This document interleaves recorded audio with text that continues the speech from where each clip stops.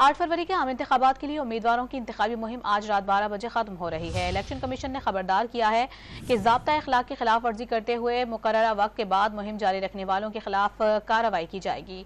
मजीद जानेंगे, don news के नुमाइंदे मोहम्मद तैमूर हमारे साथ मौजूद हैं। तैमूर, बताएगा इलेक्शन कमीशन का मजीद क्या कहना है, क्या कार्रवाई की जाएगी खिलाफ वर्जी करने वाले उम्मीदवारों के खिलाफ? जी बिल्कुल, आज रात 12 बजे तमाम तर सियासी और इंतखाबी सरगर्मियाँ जो हैं वो इख्तिताम पजीर हो जाएंगी।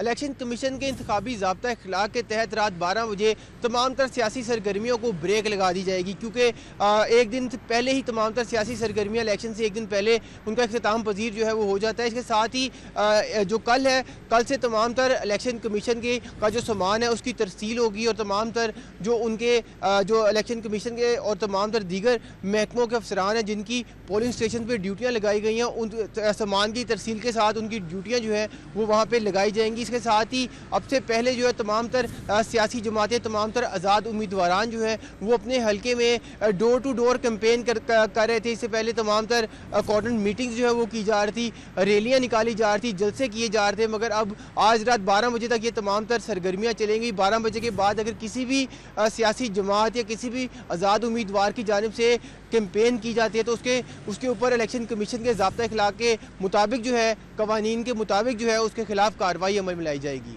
जी।